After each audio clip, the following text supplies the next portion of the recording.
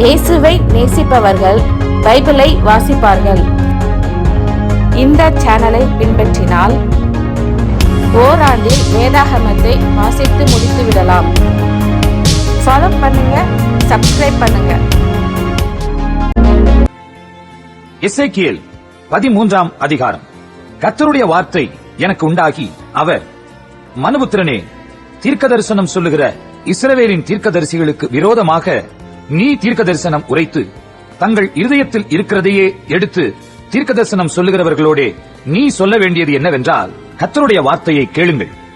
கர்த்தராகிய ஆண்டவர் உரைக்கிறதாவது, தாங்கள் ஒன்றும் தரிசியாதிருந்தும் தங்களுடைய ஆவியின் ஏவுதலை பின்பற்றுகிற மதிகட்ட தீர்க்கதரிசிகளுக்கு ஐயோ!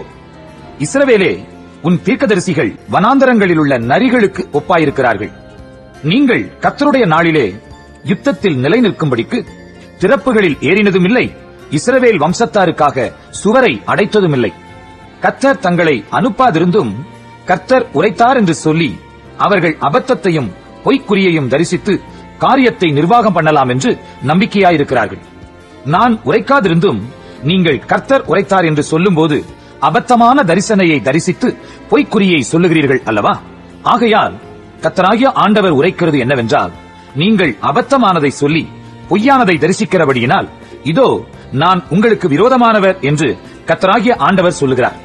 அபத்தமானதை தரிசித்து பொய்க்குறியை சொல்லுகிற தீர்க்கதரிசிகளுக்கு என் கை விரோதமாயிருக்கும். அவர்கள் என் ஜனத்தின் சங்கத்தில் இருப்பதுமில்லை, இஸ்ரவேல் வம்சத்தாரின் அட்டவணையில் எழுதப்படுவதுமில்லை, இஸ்ரவேல் தேசத்துக்குள் பிரவேசிப்பதுமில்லை. அப்பொழுது நான் கர்த்தராகிய ஆண்டவர் என்று அறிந்து கொள்வீர்கள்.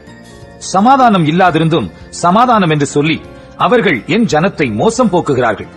ஒருவன் மண் சுவரை வைக்கிறான், இதோ மற்றவர்கள் சாரமில்லாத சாந்தை அதற்கு பூசுகிறார்கள். சாரமில்லாத சாந்தை பூசுகிறவர்களை நோக்கி, அது இடிந்து விழும் என்று சொல். வெள்ளமாக பெருகுகிற மழை பெய்யும். மகா கல்மழையே, நீ சொரிவாய். கொடிய புசல் காற்றும் அதை பிளக்கும். இதோ சுவர் விழும்போது நீங்கள் பூசின பூச்சி எங்கே என்று சொல்வார்கள் அல்லவா? ஆகையால் என் உக்கிரத்திலே கொடிய புசல் காற்றை எழும்பி அடிக்க பண்ணுவேன். என் கோபத்திலே வெள்ளமாக அடிக்கிற மழையும் என் உக்கிரத்திலே நிர்மூலமாக்கத்தக்க பெருங்கல்மழையும் சொரியும் என்று கர்த்தராகிய ஆண்டவர் சொல்லுகிறார். அப்பொழுது நீங்கள் சாரமில்லாத சாந்தை பூசின சுவரை நான் இடித்து அதன் அஸ்திபாரம் திறந்து கிடக்கும்படி அதை தரையிலே விழப்பண்ணுவேன்.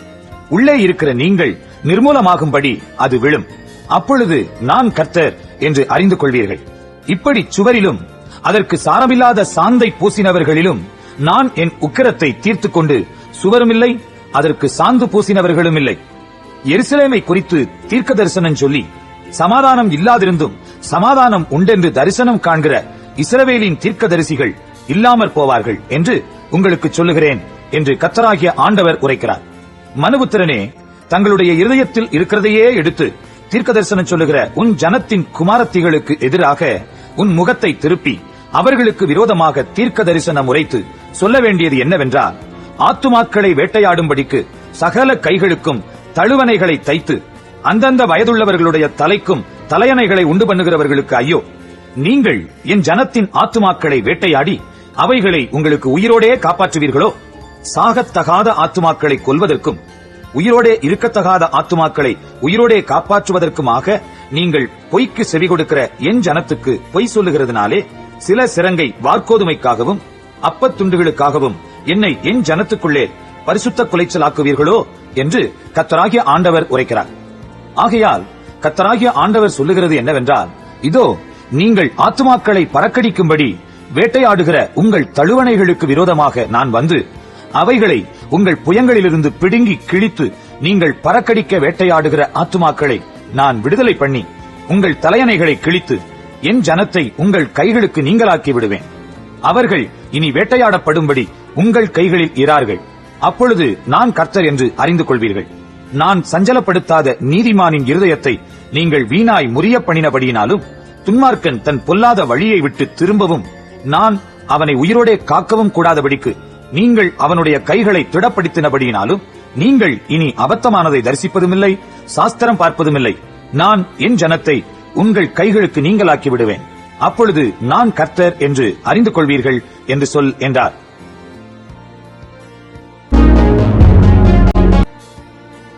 எசேக்கியேல் 14ஆம் அதிகாரம். இஸ்ரவேலுடைய மூப்பரில் சிலர் என்னிடத்தில் வந்து எனக்கு முன்பாக உட்கார்ந்தார்கள். அப்பொழுது கர்த்தருடைய வார்த்தை எனக்கு உண்டாகி, அவர், மனுபுத்திரனே, இந்த மனுஷர் தங்கள் நரகலான விக்கிரகங்களை தங்கள் இருதயத்தின் மேல் நாட்டி தங்கள் அக்கிரமமாகிய இடரலை தங்கள் முகத்துக்கு எதிராக வைத்துக் கொண்டிருக்கிறார்களே, இவர்கள் என்னிடத்தில் விசாரிக்க தகுமா? ஆகையால் நீ அவர்களோட பேசி சொல்ல வேண்டியது என்னவென்றால், இஸ்ரவேல் வம்சத்தாரில் தன்னுடைய நரகலான விக்கிரகங்களை தன் இருதயத்தின் மேல் நாட்டி தன் அக்கிரமமாகிய இடரலை தன் முகத்துக்கு எதிராக வைத்துக் கொண்டிருக்கிற எவனாகிலும் தீர்க்கதரிசியினிடத்தில் வந்தால், கர்த்தராகிய நான் இஸ்ரவேல் வம்சத்தாருடைய இருதயத்தில் இருக்கிறதை பிடிக்கும்படியாக அப்படிப்பட்டவனுடைய நரகலான விக்கிரகங்களின் திரட்சிக்கு தக்கதாக உத்தரவு கொடுப்பேன். அவர்கள் எல்லாரும் தங்கள் நரகலான விக்கிரகங்களை பின்பற்றி என்னை விட்டு பேதலித்து போனார்கள் என்று கர்த்தராகிய ஆண்டவர் சொல்லுகிறார். ஆகையால் நீ இஸ்ரவேல் வம்சத்தாரை நோக்கி, திரும்புங்கள், உங்கள் நரகலான விக்கிரகங்களை விட்டு திரும்புங்கள், உங்கள் சகல அருவருப்புகளையும் விட்டு உங்கள் முகங்களை திருப்புங்கள் என்று கர்த்தராகிய ஆண்டவர் உரைக்கிறார். இஸ்ரவேல் வம்சத்தாரிலும் இஸ்ரவேலில் தங்குகிற அந்நியரிலும் என்னை பின்பற்றாமல் பேதலித்து தன் நரகலான விக்கிரகங்களை தன் இருதயத்தின் மேல் நாட்டி தன் அக்கிரமமாகிய இடரலை தன் முகத்துக்கெதிராக வைத்துக் கொண்டிருக்கிற எவனாகிலும் தீர்க்கதரிசியின் மூலமாய் என்னிடத்தில் விசாரிக்க வந்தால், அவனுக்கு கர்த்தராகிய நானே உத்தரவு கொடுத்து அந்த மனுஷனுக்கு விரோதமாக என் முகத்தை திருப்பி அவனை அடையாளமாகவும் பழமொழியாகவும் வைத்து அவனை என் ஜனத்தின் நடுவில் இராதபடிக்கு சங்கரித்து போடுவேன். அப்பொழுது நான் கர்த்தர் என்று அறிந்து கொள்வீர்கள். ஒரு தீர்க்கதரிசி எத்தப்பட்டு ஒரு விசேஷத்தை சொன்னானாகில், அப்படி கொத்த தீர்க்கதரிசியை கர்த்தராகிய நானே எத்தப்பட பண்ணினேன். நான் அவனுக்கு விரோதமாக என் கையை நீட்டி அவனை இஸ்ரவேல் ஜனத்தின் நடுவில் இராதபடிக்கு அழிப்பேன். அப்படியே அவரவர் தங்கள் தங்கள் அக்கிரமத்தை சுமப்பார்கள். தீர்க்கதரிசியினிடத்தில் விசாரிக்கிறவனுடைய தண்டனை எப்படியோ அப்படியே தீர்க்கதரிசியினுடைய தண்டனையும் இருக்கும். இஸ்ரவேல் வம்சத்தார் இனி என்னை விட்டு வழி தப்பி போகாமலும் தங்கள் எல்லா மீறுதல்களாலும் இனி அசுசிப்படாமலும் இருக்கும் பொருட்டாக இப்படி சம்பவிக்கும். அப்பொழுது அவர்கள் என் ஜனமாய் இருப்பார்கள், நான் அவர்கள் தேவனாயிருப்பேன் என்று கர்த்தராகிய ஆண்டவர் உரைக்கிறார் என்று சொல் என்றார். கர்த்தருடைய வார்த்தை எனக்கு உண்டாகி, அவர், மனுபுத்திரனே, ஒரு தேசம் எனக்கு விரோதமாய் துரோகம் பண்ணிக்கொண்டே இருந்து பாவம் செய்தால், நான் அதற்கு விரோதமாக என் கையை நீட்டி அதில் அப்பம் எனும் ஆதரவு கோலை முறித்து அதில் பஞ்சத்தை அனுப்பி மனுஷரையும் மிருகங்களையும் அதில் இராதபடிக்கு நாசம் பண்ணுவேன். அப்பொழுது நோவா, தானியேல், யோபு ஆகிய இம்மூன்று புருஷரும் அதன் நடுவில் இருந்தாலும் அவர்கள் தங்கள் நீதியினால் தங்கள் ஆத்துமாக்களை மாத்திரம் தப்புவிப்பார்கள் என்று கர்த்தராகிய ஆண்டவர் சொல்லுகிறார். நான் தேசத்தில் துஷ்ட மிருகங்களை அனுப்ப அம்மிருகங்களின் நிமித்தம் ஒருவரும் அதன் வழியாய் நடக்கக்கூடாதபடி வெறுமையும் பாழுமாகும் போது அந்த மூன்று புருஷரும் அதன் நடுவில் இருந்தாலும் தாங்கள் மாத்திரம் தப்புவார்களே அல்லாமல் குமாரரையாகிலும் குமாரத்திகளையாகிலும் தப்புவிக்க மாட்டார்கள். தேசமும் பாழாய் போகும் என்று என் ஜீவனை கொண்டு சொல்லுகிறேன் என்பதை கர்த்தராகிய ஆண்டவர் உரைக்கிறார். அல்லது நான் அந்த தேசத்தின் மேல் பட்டயத்தை வரப்பண்ணி, பட்டயமே தேசத்தை உருவப்போர் என்று சொல்லி அதிலுள்ள மனுஷரையும் மிருகங்களையும் நாசம் பண்ணும் போது அந்த மூன்று புருஷரும் அதன் நடுவில் இருந்தாலும் தாங்கள் மாத்திரம் தப்புவார்களே அல்லாமல் குமாரரையாகிலும் குமாரத்திகளையாகிலும் தப்புவிக்க மாட்டார்கள் என்று என் ஜீவனை கொண்டு சொல்லுகிறேன் என்பதை கர்த்தராகிய ஆண்டவர் உரைக்கிறார்.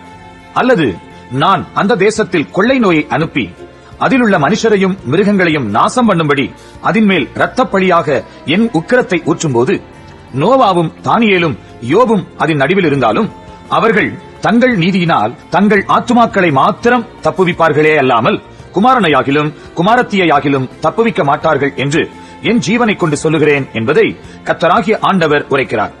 ஆகையால் கர்த்தராகிய ஆண்டவர் சொல்லுகிறது என்னவென்றால், நான் மனுஷரையும் மிருகங்களையும் நாசம் பண்ணும்படி எருசலேமுக்கு விரோதமாக பட்டயம், பஞ்சம், துஷ்ட மிருகங்கள், கொள்ளை நோய் என்னும் இந்நான்கு கொடிய தண்டனைகளையும் அனுப்பும்போது எவ்வளவு அதிக சங்காரமாகும்.